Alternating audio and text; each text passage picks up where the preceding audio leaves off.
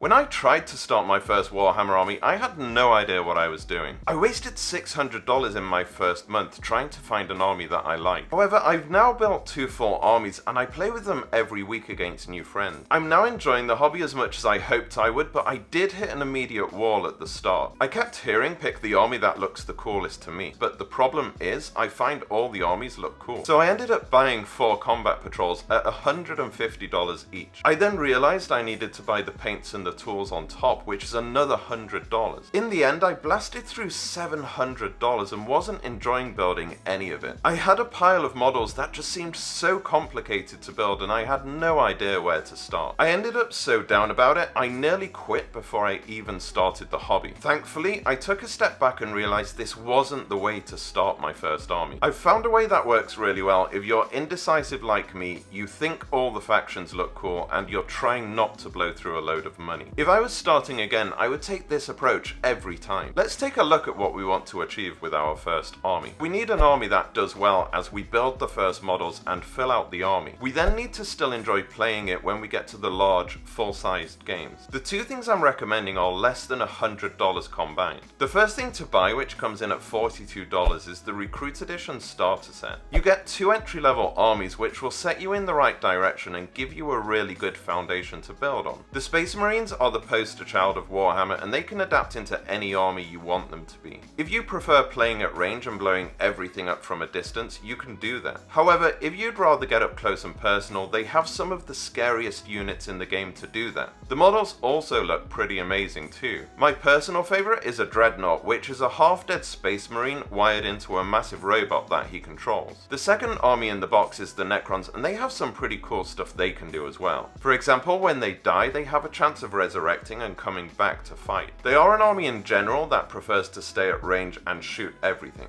They do have some units that can specialize in close combat, but that's not their speciality. But they also have some pretty amazing looking models too. Out of the 2 in the box, I recommend you go with Space Marines for your first army. These guys will always be relevant. They're the most popular army by far, which results in them having the most updates. They're also great to learn with as they can flex into pretty much any playstyle that you like. They're also amazing on a budget. Because they're so popular, you can always find good deals on them or buy them secondhand off eBay once you gain more experience. I then use the Necron models in the box for building and painting practice while you improve. So we've decided on Space Marines, and from here we need to specialize. This is also known as choosing your chapter. And what that basically means is the colors that you paint them changes how they play. For example, one chapter might specialize in vehicles or robots, whereas another chapter might specialize more in infantry and other units. For our first army, we're going to choose Ultramarines. They are the ones you see in all the marketing, and they are really good at range as well as close quarter combat too. They'll give you a lot of flexibility as you learn the game, and they're also really easy to paint. I didn't choose Ultramarines as my chapter, I chose a custom one called Minotaurs. That's why my army is bronze and red, but that was actually the wrong choice for my first army, and I really complicated things for myself. I'd choose Ultramarines if I was starting again, especially if I was on a budget. Before we look at what comes in the Recruit Edition box, let's look at what makes up a good army.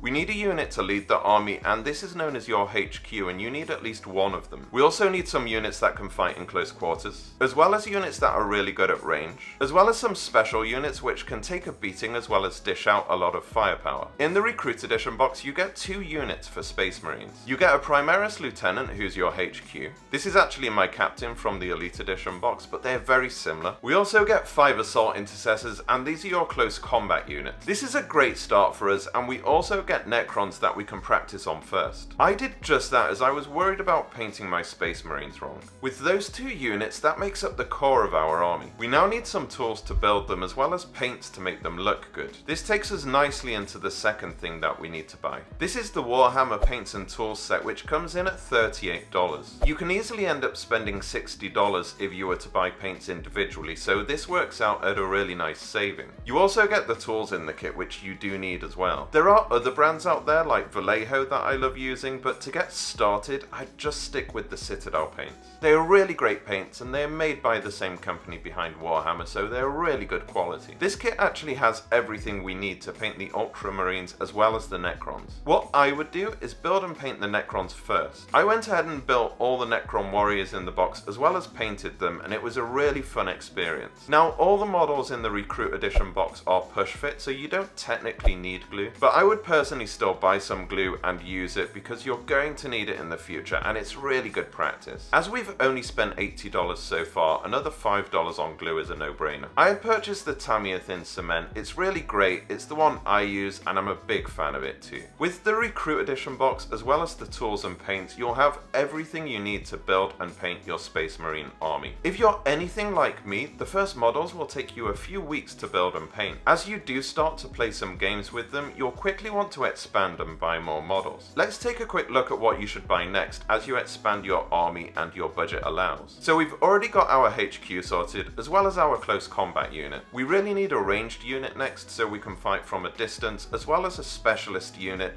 like an elite. For the ranged unit, I'd actually recommend intercessors. These are the long range equivalent of the assault intercessors. They can sit at the back and chip away at the enemy for you. As for your choice of the elite unit, I really would go for whatever looks coolest to you. Here's a selection of 3 that I've bought and I'm a really big fan of. The first unit I bought was the Redemptor Dreadnought. Instead of having just one weapon, it's got multiple weapons that all hit really hard. The model looks incredible too and I love playing with this one. Since then, I've actually bought Eradicators second hand from somebody else. These guys basically shoot lava from their guns and it melts everything it hits. They're really strong and very scary for your opponent to see on the table. I've also gone ahead and bought some Terminators who are basically jacked up intercessors. You can build them so they can be close combat or they can be ranged, and they are currently one of the strongest units in the game right now. They're a really good choice. For the next models in your army, you really can choose whatever you like and follow the rule of cool. Just go ahead and buy models that look great and add them to your army. Things are always changing and what's currently strong right now might not be strong 6 months or a year from now, so it's good to have a nice range of things to play with. As a next step, I recommend you check out my favorite hobby tools video. These are some of my favorite tools that I invested in as my budget allowed and made the hobby a lot more fun. Thank you so much for watching and I'll see you in the next video.